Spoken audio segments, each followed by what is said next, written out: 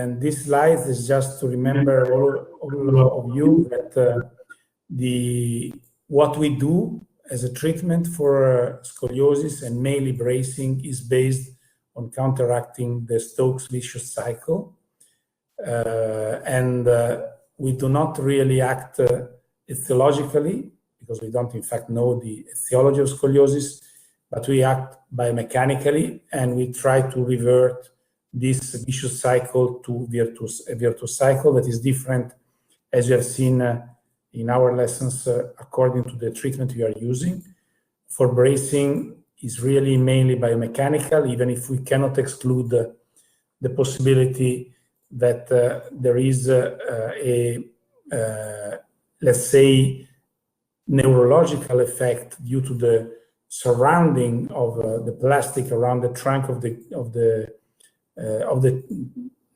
child for years, but is mainly biomechanical. While when we are speaking of exercises, our action is mainly neurological, trying to improve the capacity of the patients to counteract the gravity force and have a better alignment, and then this better alignment act again biomechanically.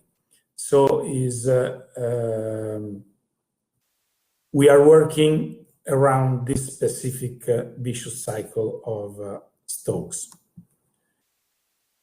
Then this graph has many meanings, particularly the fact that below 30 degrees, there are no big probabilities of having problems in adulthood. This has been proven with some studies about the natural history of scoliosis and some studies about back pain in adulthood when you have scoliosis. Obviously, it doesn't mean that below 30 degrees there are no risks. The risks are there still, but they are very low. Then there is the sudden increase of the risks until you reach the threshold considered important for the surgical threshold, that is around 45-50 degrees. And again, apparently above this level, even if this is not strong in terms of evidence, we don't have big studies showing what I'm telling you. So it's probably more linked to the tradition of having a surgery at that level. Even if in the study of Weinstein for the natural history was proved that above 50 degrees, there is always a progression, but we don't know about back pain and about other problems of quality of life. But again, above 50 degrees, the risks are almost a certainty of having problem. But I want to focus your attention in the slope of the curve between 30 and 50 degrees. This slope tells us how a little result in this area has a great effect on the life of patients in terms of reducing the risks. So this curve tells us the thresholds of scoliosis, tells us also the importance of what we are doing, and tells us also that if you have a curve above a certain level, and if you are so good to improve even 10 degrees that curve, but that curve starts from 60 and goes to 50, you don't have really changed the life of your patients and their future. So we have to question if it is worthwhile. So many meanings in this graph, and keep it for you in memory. Then the other graph, that is the growth curve. And the growth curve is the real, when you treat and you decide what to do with a patient at the first consultations, you should always have these two curves in mind, the future and the actual risk that is linked to the growth. And so if it is an infantile, remember those are the worst patients, not only because of the time in which they can progress, but also because growth is so rapid in the first 3 years of age that the probability of progression is great. Then we have to remember that there is a little push around 7 years of age, 6-7 years of age. And then there is puberty. And in puberty, research sign, that is a good guidance, even if today we have also other instruments, like recently has been proposed the proximal humerus as an important instrument together with other osseous instruments. The wrist, you know very well, is the most important. But the wrist sign is in the same X-ray, and we are used to it. And the wrist sign is connected in the sense that when you reach research 1, you are starting to decrease the risk. But until research 3, the risk remains quite high. Rarely after research 3, you have pushes of scoliosis.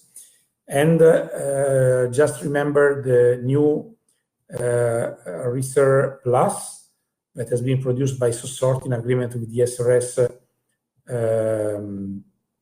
SRS non-operative committee, in which we also took into account the closure of the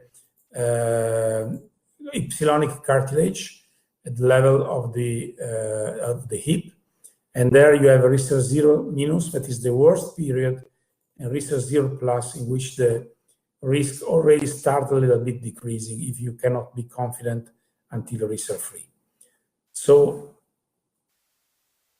keep in mind this curve, and then the virtuous cycles, the one described first by Manuel Rico, the one that you see in red, that is based on the deformity correction that you achieve with the brace to revert the asymmetrical load, and then cause possibly an asymmetrical growth in favor of a correction, but at least avoiding the asymmetrical growth in favor of progression, and possibly have a decreased vertebral wedging. In blue, the virtuous cycle that we proposed for the exercises, in which we have an additional element that is our improved movement strategy. And we try to make patients move better, and moving better also reduces the risk of progression. So from my point of view, these are really the main take-home messages. So forget all what has been told to you by Fabio and Sabrina. This is not interesting. Obviously, I'm joking. Fabio is here, and all is important, but these are the main focus to be kept in mind. And another last element, never forget that each treatment has its own place. You cannot try to achieve results with the wrong instruments, in the wrong moment, with the wrong patient. And that means that with exercises, you can work in a certain area of this graph. Exercises are great. Exercises reduce the risk of bracing. Exercises give a lot physiologically, but exercises are a quite weak instrument when compared to braces.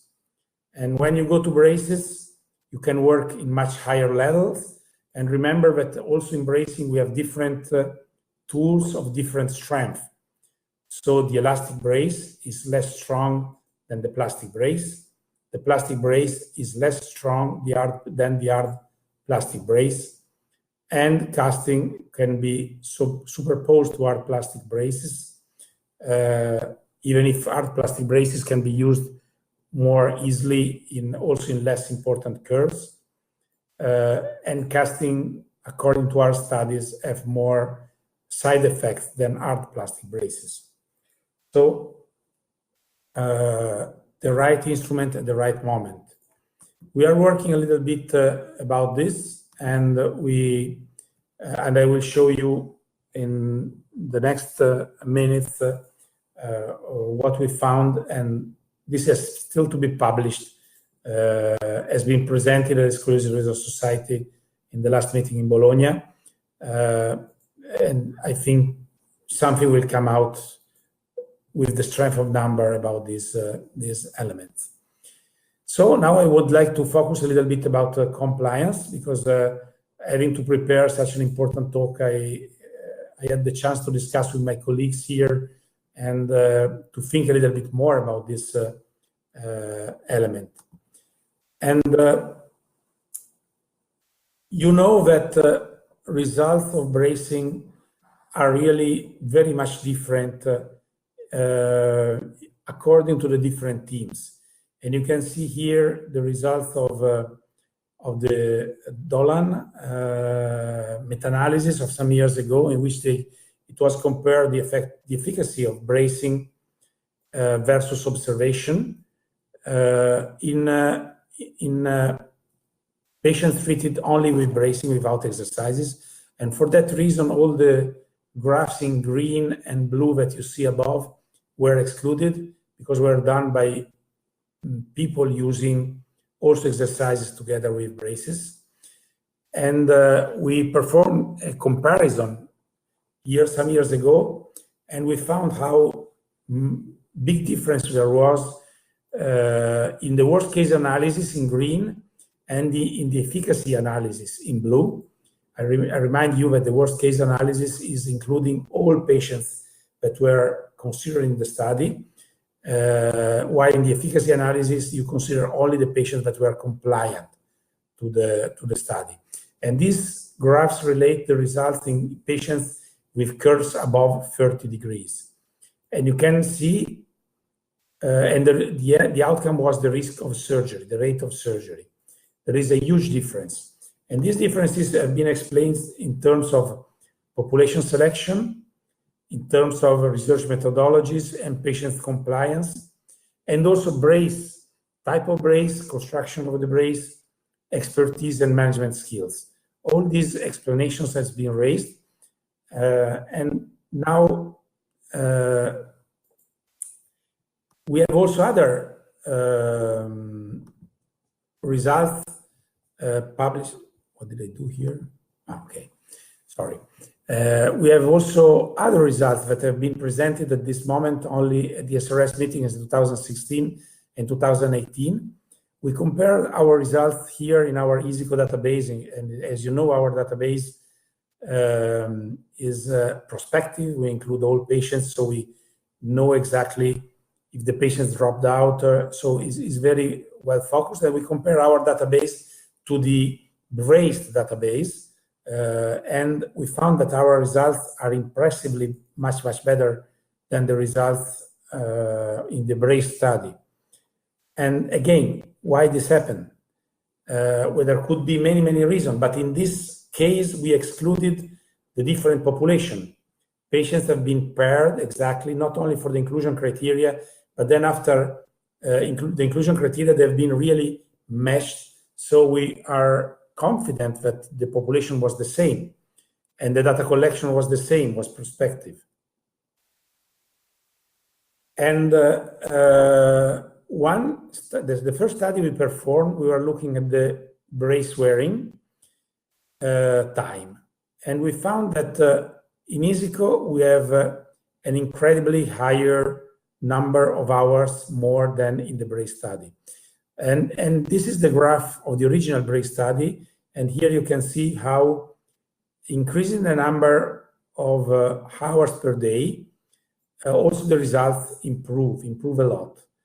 The problem of this graph is the distortion that comes after, apparently, if you look at the last 2 points, you see a decreasing of the efficacy, as if up to 18 hours per day, you increase a lot the efficacy, and then above 18 hours, it doesn't increase so much. But in fact, there were not so many patients above the 18 hours threshold. So the graph is very reliable until 17.6 hours, but above 17.7 is not so much reliable. And that has been considered by many as an indication that you can stop at 18 hours per day, but that is enough to achieve the maximum of the results. But we are not so much in agreement with this. And looking at all the papers that have been published about the wearing hours per day, I have listed them here. Our study is the last one on the right. And we had a compliance number of wearing hours per day that was on average much above the 18 hours per day. But look at all the other studies. Everybody has some patients that wear the brace a lot. Everybody. Then the difference between our study and the study of the others is that our interval of confidence is much lower. Here you see the interval of 95% interval of confidence. And you see that everybody has some patients that wear the brace 22, 23 hours per day. The difference is that in our case, we are able to make much more patients do it. And we have much less patients with a lower number of hours. Does it come from the prescription? We can say yes, because there is this study by Takemitsu down in 2004. It was one of the first studies using a sensor into the brace. And as you can see, the hours worn per day increase with the numbers of hours prescribed per day. That can seem obvious, but the more you prescribe, the more you have the probability that the patients will wear a lot the brace. And so this is the first thing to remember. There is a medical factor in the achievement, that is the numbers of hours prescribed. If you prescribe, if you just think that 18 hours per day is the maximum you can achieve, and then you prescribe 18, your patient will not give you 18, will give 14, 13. So prescription, number of hours prescribed, is one key factor that you must remember. Then the recorded compliance. And as you can see again in the studies published in the literature using complianceimeter, you see that everybody achieves 100% in some patients. Again, this is a 95% interval of confidence. And if you look at our study, what is different is again the distribution. We have much more patients, and that gives then in the average, the highest average that we achieve. And what plays a role in increasing compliance? Information. This is a randomized controlled trial that has been performed in 2012, and in which patients were aware or unaware of having a temperature monitor. Being aware of having a temperature monitor increases a lot the compliance, and we see it every day in our patients. They are so much interested in knowing what comes out from that little sensor, and then when you say, "Oh, that's good, you have done very well," is their reward. And having a sensor for them is a way to be controlled and also to receive their reward because they have been good. And sometimes they just look at the mother and they say, "Okay, you see how much I was good," because the mother was always complaining that she's not doing what she should do, and the monitor is a good thing for the kids, not a bad thing. And then another very important factor, counseling. This is another very interesting study that has been published in 2016 by Carol. And in this study, there was not so much work about counseling. There was just the patient, the physician giving information and spending some time in motivating the patient. So on one side, we had the physician that didn't spend time to inform and to take care about the compliance. On the other side, the physician taking care in the time of the consultation, so not so much time. And again, it was clear that counseling has a great impact in improving the results. In fact, you see here the results in terms of surgery, in terms of improvement, or at least not progression. And you see that there is a clear difference between the two groups. These are the only studies that exist. It's quite strange that in such important topic there are so few studies. But there are then the experts. And if you look at the guidelines for management of sort, you are already aware of this work. Look at how many times it appears the word team, commitment by the treating physician, by the CPO, by the physiotherapist, and counseling. These are the first 7 recommendations. And then in the other 3 recommendations about contraction, embrace, check. Again, the importance of working on this aspect. And in the last sentence about follow-up. So commitment, teamwork, counseling, what else? We believe, but this is our belief, it's not proved, but there are also technical factors. And visibility of the brace. We are Italians, and we have a brace made in Italy. We have a brace that can be worn by Italian women that take care so much about how they are dressed and about fashion. And this, for me, is a very important factor. And as we can export many products made in Italy, I hope at one point we will be able to export the importance of the invisibility of the brace. We have very effective braces, very much asymmetrical, but you see a lot under the wear, under the cloth. I think that decreases compliance. We don't have data on that. And but we have the data of our big compliance compared to the low compliance of others using other tools. So I would suggest you to keep in mind this aspect. And these are just an example of the many different braces you can have. Because in the end, this was the 10 corrective principles we published some years ago. Braces are effective not only if they have efficacy, but also if they are acceptable. So, and in the acceptability, there is the easiness to use it, the minimum visibility, the maximum freedom and activity of daily life, taking care individually and responsibility by the patients, and then the cognitive behavioral team approach. So in the human factors, we can insert the maximum freedom in the activities of the daily life.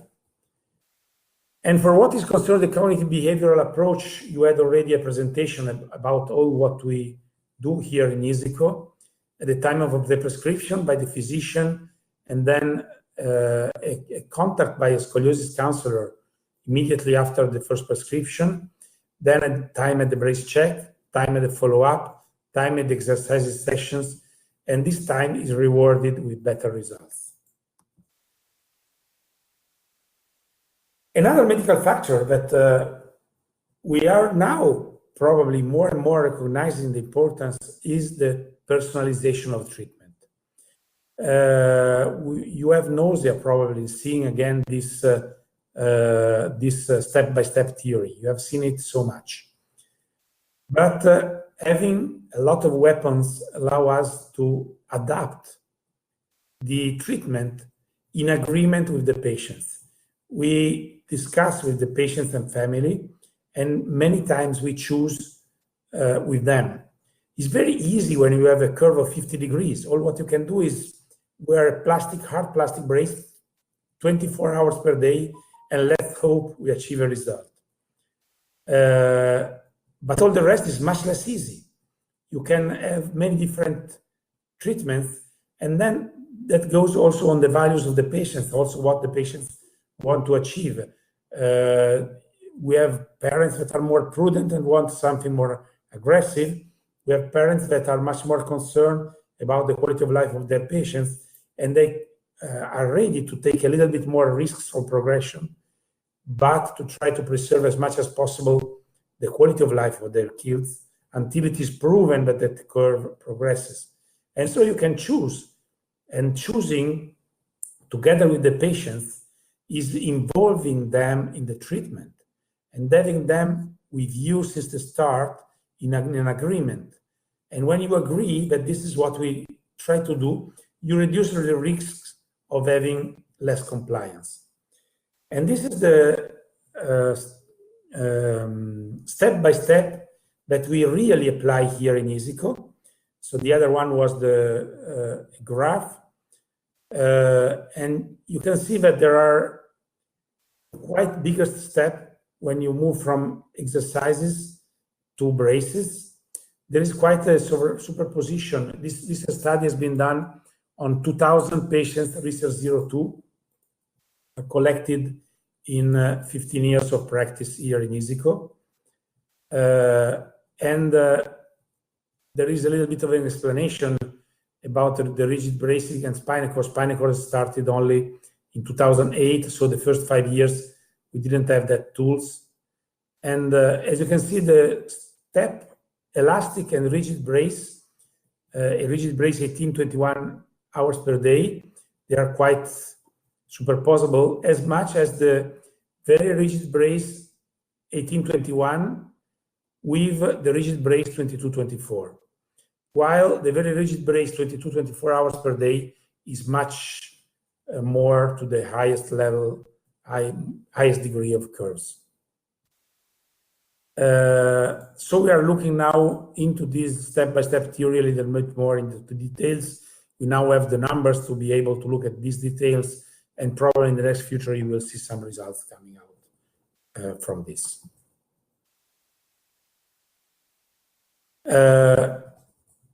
And in the shared decision making, as I told you, there are information, there are discussions about the alternatives, and then the final prescription comes from a risk-benefit ratio that is agreed between the physicians and the patient and family. Finally, another medical factor that we use a lot when we speak of braces is the rewarding winning system. The gradual decrease that we have every 6 months, that is not only done to help the patients gradually adapt, is a motor, a neuromuscular system to the freedom, but is also done to reward the patients for about their treatments, and so that the patient, every time he comes to us, he knows that he can achieve a little bit more freedom. And the more we give freedom, the happier is the patient, and so that we can keep their compliance very high for all the treatment. And this is another factor that comes from our expertise and not in fact from evidence. And we have to plan a study, a well-done study to check this rewarding winning system. So as a summary, we have some data that comes from evidence. We have the evidence that the medical factors prescription plays a role. We have evidence that some low evidence, not high-level evidence, even if some of these were randomized controlled trials. We have evidence about information and counseling, the importance, and this act on human factors. And then we have an evidence about the technical factors, visibility of the brace. That is a study, a qualitative study that is has been published in 2016 in Ergonomics, where it was asked to the patients how much the visibility of the brace could impact on their wearing the brace. And there was quite a strong result in favor of having not a visible brace. And then we have suggestions that comes from our experience, and again about human factors, maximum freedom in the activities of daily life, and a cognitive behavioral approach, and medical factors, that means personalization, shared decision-making, and rewarding winning system. So, as a conclusion, I invite again all of you to go back to the guidelines. Headaching, huge document, but very informative and very helpful. And to the recommendation of the SOSORT guidelines that you can see resumed here. Remember that those recommendations goes from a minimum to a maximum of treatment to be proposed, and use it, this minimum and maximum, also as a way for achieving an agreement with your patients.